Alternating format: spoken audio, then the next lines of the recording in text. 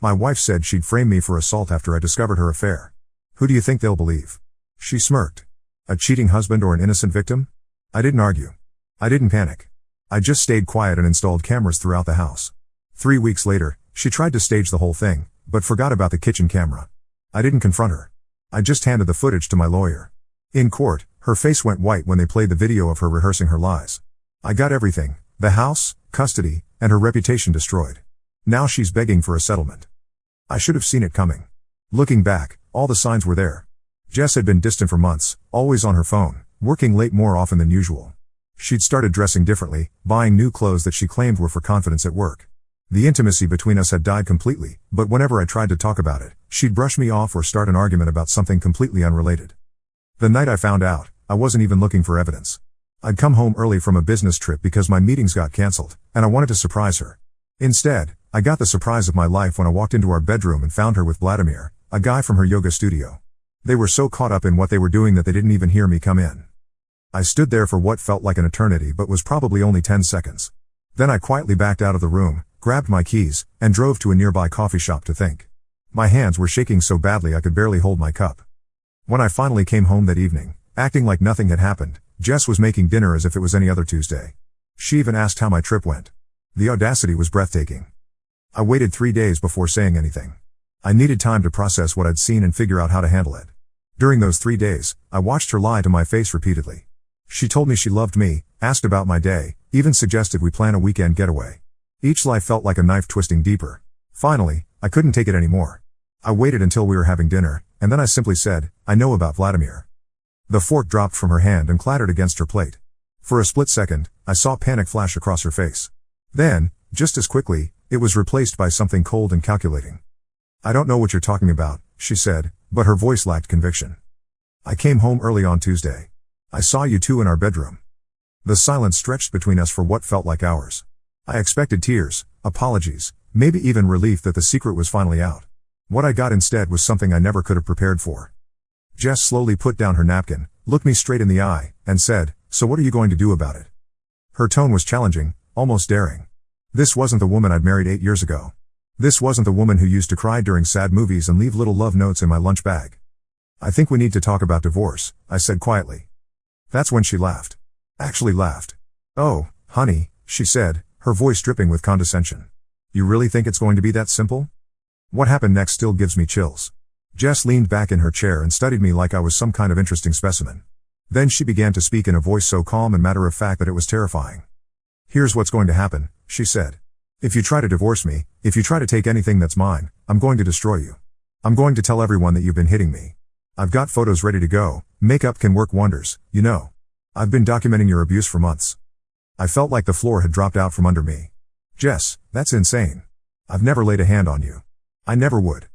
"Doesn't matter," she shrugged. "I've got bruises, I've got pictures, I've got a whole timeline worked out. I've even practiced crying on command. Want to see?" And then she did it. Right there at our dinner table, she began to sob. Real tears, shaking shoulders, the whole performance. After about 30 seconds, she stopped abruptly and smiled at me. "Pretty good, right? I've been taking acting classes. Vladimir thinks I'm really talented." The casual mention of her lover's name in the middle of her threat felt like another slap. But it was what she said next that really knocked the wind out of me. "Who do you think they'll believe?" she asked, tilting her head. "A cheating husband who's angry about being caught, or an innocent victim who's finally brave enough to speak up? I've got friends who will testify that they've suspected something for months. I've got that bruise on my arm from when I walked into the door last week, but in my version, you grabbed me. I've got it all figured out." I sat there in stunned silence. This woman, who I'd shared nearly a decade of my life with, was calmly explaining how she planned to frame me for domestic violence. She was enjoying it. There was something almost gleeful in her eyes as she laid out her scheme. "So here's the deal," she continued. "You're going to keep your mouth shut about Vladimir. We're going to stay married, and you're going to pretend to be happy. You can sleep in the guest room if you want, I don't really care. But if you try to leave me, if you try to take half of what we've built, I will ruin you. Your career, your reputation, your freedom. Everything." She stood up and started clearing the dishes as if we just discussed weekend plans. "Oh, and I'll be moving Vladimir in next month. He's having some financial troubles, and I think it would be nice if we helped him out. You don't mind, do you?" I wish I could say I stood up to her in that moment. I wish I could say I called her bluff and told her to do her worst. But the truth is, I was terrified. Jess had always been smart, but this level of calculation and cruelty was something I'd never seen from her before. That night, I lay awake in our bed. She'd gone to help Vladimir move some things, and tried to figure out what to do. The logical part of my brain knew that her plan had holes. But the terrified part kept thinking about how often men are assumed guilty in domestic violence cases, especially when their wives seem so credible and sympathetic. I thought about calling a lawyer, but what would I say? My wife is threatening to frame me for assault, but she hasn't actually done it yet? I thought about recording our conversations, but that felt like something out of a spy movie, not real life. For the next week, I went through the motions of normal life while my world crumbled around me. Jess continued her affair openly, sometimes not even coming home until the next morning. When I asked where she'd been, she'd smile and say, "With Vladimir." Problem? The worst part was how she seemed to be enjoying my misery. She'd make little comments throughout the day, subtle reminders of the power she held over me. "Oh, I bumped into your coworker Janet at the store today. Such a nice woman. I'd hate for her to hear any unfortunate rumors about you." Or, "I was so clumsy today, walked right into the corner of Vladimir's coffee table. Left quite a mark. Good thing we trust each other, right?" The idea came to me on a Thursday morning while I was getting ready for work. Jess was in the shower, singing cheerfully, probably thinking about her plans with Vladimir later. I was brushing my teeth when I caught sight of myself in the mirror. I looked like a man who'd aged 10 years in 2 weeks. That's when it hit me. If Jess was planning to stage evidence against me, there was only one way to protect myself: document everything. I called in sick to work and spent the day researching home security systems. By evening, I had a plan. Not just cameras, though those would be crucial, but a comprehensive system to protect myself and gather evidence of what was really happening in my own home. The tricky part was installing everything without Jess noticing. She was spending most of her time with Vladimir, but she still came home regularly, and I needed to be careful. I started with the most important areas, the main living spaces where any alleged assault would likely take place. I bought a professional-grade system with cameras that looked like everyday objects: a smoke detector in the living room, a digital clock in the kitchen, a phone charger in the hallway. The cameras were wireless and stored footage directly to a cloud service under an account Jess didn't know about. I even set up a separate secure Wi-Fi network just for the cameras, hidden from our main network. The whole process took me 3 days, working in small increments when Jess was out. I was paranoid about every detail, testing angles and making sure the cameras were completely invisible. I documented everything I did, including timestamps and locations, knowing I'd need to prove the chain of custody if this ever went to court. The hardest part was acting normal around Jess while I was setting up my surveillance system. She was still making her little threats and comments, still flaunting her relationship with Vladimir. But now, instead of feeling helpless, I felt like I was taking back some control. Once everything was installed, all I could do was wait. And document. I started keeping detailed notes of Jess's behavior, her threats, her absences. I saved every text message, every voicemail. I was building a case, even though I wasn't sure yet how I'd use it. Jess, meanwhile, seemed to be escalating things. Vladimir started coming over for dinner regularly, acting like he owned the place. Jess would hold his hand right in front of me. She wanted me to react, to give her the excuse she needed to put her plan into motion. But I didn't react. I stayed calm, stayed quiet, and let my cameras record everything. 1 week after installing the system, Jess came home one evening with a new bruise on her cheek. She made sure I saw it, even pointing to it when she said goodnight. Walked into a door at work, she said with a smirk. "So clumsy of me." The next day, I caught her on the kitchen camera practicing her emotional breakdown again, timing herself, even looking up acting techniques on her phone. What she didn't realize was that this camera, disguised as a digital clock, had been recording everything she'd been doing in the kitchen for the past week. I knew she was getting ready to make her move. It happened on a Tuesday evening, exactly 2 weeks after I discovered the affair and 1 week after installing the cameras. I was in the living room, reading, when Jess came in and started an argument about something trivial. I think it was about leaving dishes in the sink. But this wasn't like our usual arguments. Jess was louder than normal, more dramatic. She kept positioning herself in different spots around the room, and I realized she was making sure she'd be visible from multiple angles for whatever she had planned. "You never listen to me," she shouted, though we'd been having a fairly normal conversation just moments before. "You never respect me." I tried to de-escalate, speaking in a calm, quiet voice. "Jess, I'm not sure what you're upset about. Can we talk about this rationally? Don't patronize me," she screamed. Then, in a move that was so sudden and unexpected that I almost didn't process it, she slapped herself hard across the face. The sound echoed through the room. For a moment, we both just stared at each other. Then Jess began to cry, not the practice performance from dinner weeks ago, but real tears of pain from the slap she'd just given herself. "How could you hit me?" she sobbed, loud enough that the neighbors might hear. "How could you hurt me like that?" I was so shocked that I couldn't even respond at first. I just sat there, watching my wife of 8 years frame me for assault in real time. "Jess," I said quietly, "you just hit yourself. I didn't touch you." "Liar," she screamed. You hit me. You've been hitting me for months. She continued the performance for another few minutes, alternating between sobs and accusations. Then, as abruptly as it had started, she stopped. I'm going to call the police, she said in a voice that was suddenly calm and cold. I'm going to tell them what you've been doing to me. What you just did to me. I looked at her calmly and said, okay. My response seemed to catch her off guard. She'd expected me to panic, to beg, to try to stop her. Instead, I just sat there with a slight smile on my face. Okay? She repeated, confused. Yes, I said. Call them. I think that's a great idea. For the first time since this whole nightmare began, I saw uncertainty in Jess's eyes. But it was too late for her to back down now. She'd committed to her performance, and she had to see it through. She pulled out her phone and dialed 911. The police arrived within 15 minutes. Jess met them at the door, her face still red from the slap she'd given herself, tears still fresh on her cheeks. She was the picture of a terrified, abused wife. I watched from the living room as she gave her statement. She was good, really good.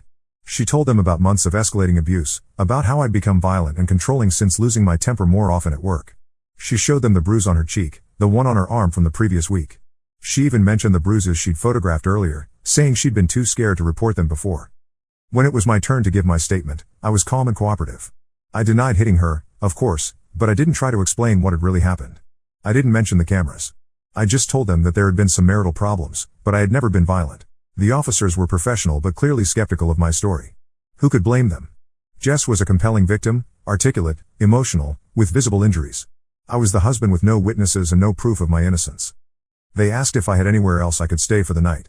I said I did. My brother Mike lived across town and had offered his guest room when I'd called him earlier that week about having marriage troubles. They strongly suggested I take some time away from the house to let things cool down. As I packed a bag, Jess watched me with satisfaction gleaming in her eyes. Her plan was working perfectly. Or so she thought. I stayed at Mike's house for 3 days. During that time, Jess filed for a restraining order and began the process of filing for divorce. She also started telling everyone who would listen about my abuse, calling my family, her family, our mutual friends. She posted subtle messages on social media about finding strength in difficult times and breaking cycles of pain. My phone was buzzing constantly with concerned calls and messages. Some people wanted to hear my side of the story, but others had already made up their minds. Jess had always been more social than me, better at maintaining relationships. People liked her, trusted her. On the 4th day, I met with a lawyer. Steve Brigitte was a family attorney who specialized in difficult divorce cases. Mike had recommended him after doing some research. Steve was honest with me about the challenges we'd be facing. Domestic violence allegations are serious, he said. Even if the criminal charges don't stick, they can still impact the divorce proceedings significantly. Do you have any evidence that might support your version of events? That's when I smiled for the first time in days. Actually, I said, I do. I showed him the footage from my hidden cameras, along with all the documentation I'd kept. All of it. Jess's affair with Vladimir in our home. Her threats to frame me. Her practicing her victim routine in front of the mirror when she thought no one was watching.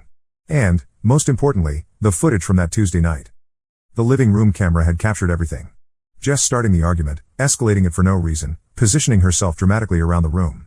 And then, in crystal clear high definition, her slapping herself across the face while I sat motionless on the couch 10 feet away. Steve watched the footage twice, his expression growing more amazed with each viewing. This is... He started, then shook his head. I've never seen anything quite like this. She really planned the whole thing out. There's more, I said, and showed him the kitchen camera footage from the days before the incident. Jess could be seen practicing her emotional breakdown, timing how long she could cry on command, even researching domestic violence statistics and how to document abuse on her laptop. She had been thorough in planning her frame-up, but she'd made one crucial mistake. The kitchen camera, disguised as a simple digital clock that had been there for months, had recorded hours of her preparations. She'd become so comfortable in what she thought was her private space that she'd forgotten it was there. We need to preserve this evidence properly, Steve said. I'm going to have a digital forensics expert verify the authenticity and create certified copies. Then we're going to use this to destroy her case. The restraining order hearing was scheduled for the following week. Jess felt confident. After all, she had photographs, witness statements from friends who said they'd suspected something, and her own compelling testimony. She probably thought it would be a formality. I arrived at the courthouse with Steve and a certified forensics report along with the preserved video evidence. Jess was there with her lawyer, a woman named Diana who had a reputation for being aggressive in domestic violence cases. Jess looked surprised to see me with quality representation. In her version of events, I was supposed to be panicking, desperate, maybe even considering fleeing. Instead, I looked calm and prepared. The hearing began with Jess's lawyer presenting their case. Diana was good at her job, painting me as a controlling, violent husband who had finally escalated to physical abuse. Jess took the stand and gave an Oscar-worthy performance, complete with tears and shaking hands as she described the assault. She was so convincing that I saw a few people in the gallery, including some of my own family members who had come to support me, looking conflicted and concerned. Then it was our turn. Steve stood up and addressed the judge. Your Honor, before we present our defense, I'd like to submit some video evidence that I believe will be directly relevant to these proceedings. This evidence was obtained legally from my client's own home security system and has been authenticated by a certified digital forensics expert. Jess's lawyer objected, claiming they hadn't been given adequate notice about video evidence. But Steve had properly filed all motions and provided the required documentation.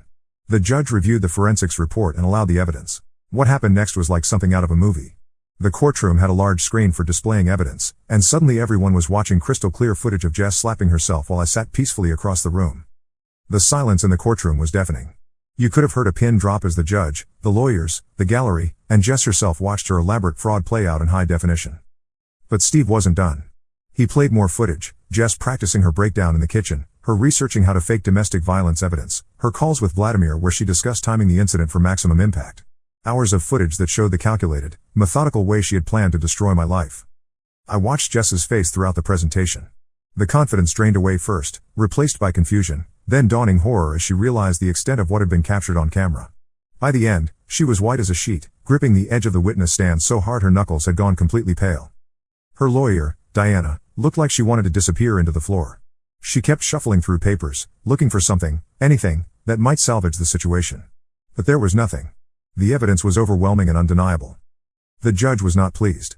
Judge Martinez had been presiding over family court for 15 years, and she'd seen a lot of ugly cases. But deliberate fraud of this magnitude was something else entirely. Ms. Caldwell, she said, her voice cold and formal, using Jess's maiden name, I have been practicing law for over 20 years, and I have never seen such a calculated and malicious attempt to manipulate the legal system. What you have done here is not just an attack on your husband, but on every genuine victim of domestic violence who deserves to be believed and protected. Jess tried to respond, but the judge held up her hand for silence. The restraining order petition is denied, Judge Martinez continued. Furthermore, I am ordering that copies of this evidence be forwarded to the district attorney's office for review of potential criminal charges. You have potentially committed perjury, filed false police reports, and attempted to perpetrate fraud upon this court. The judge then turned to me. Mr. Thompson, I apologize that you had to endure this ordeal. However, I commend you for having the foresight to protect yourself and for handling this situation with appropriate legal counsel. As we left the courthouse, Jess tried to approach me. We can work this out, she said desperately. We don't have to let this destroy everything. I looked at her calmly and said the same thing she'd said to me weeks earlier, so what are you going to do about it? The district attorney's office took their time reviewing the case, but eventually criminal charges were filed. Jess was charged with filing false police reports and perjury 3 months after the civil hearing. The case didn't make national news, but it was covered by our local paper, which led to some uncomfortable conversations in our social circle. Her employer, a marketing firm, didn't immediately terminate her but quietly let her go during their next round of budget cuts. Many of her friends distanced themselves once they learned the truth, though some remained loyal, believing her claims that she'd been manipulated by Vladimir. Vladimir, meanwhile, had disappeared shortly after the courthouse hearing. It turned out he had been feeding information about my finances to Jess, hoping they could maximize what she'd get in the divorce and that he'd benefit from her windfall. When it became clear that plan had backfired spectacularly, he'd moved back to his home state. The police had enough evidence to charge him too, but it wasn't worth the cost of extradition for what would likely be a minor sentence. The divorce proceedings moved forward rapidly. With the criminal case pending and the video evidence making headlines in our legal community, Jess's credibility was completely destroyed. Her attempts to claim half of our assets fell apart when it became clear she'd been planning to defraud the court system. Steve was thorough in the negotiations. Your client attempted to send my client to prison for a crime that never happened, he told Jess's new lawyer. Diana had withdrawn from the case citing irreconcilable differences. She planned to destroy his life, his career, and his freedom. Any settlement offer needs to reflect the gravity of what she attempted to do. Jess's third lawyer approached us 4 months after the courthouse revelation. The criminal case was moving forward, her reputation was in tatters, and she was drowning in legal fees from multiple attorneys. My client would like to discuss a settlement, the lawyer said. The irony wasn't lost on me. The woman who had threatened to take everything from me was now begging for mercy. In the end, I got the house, the vast majority of our joint assets, and Jess agreed to pay my legal fees.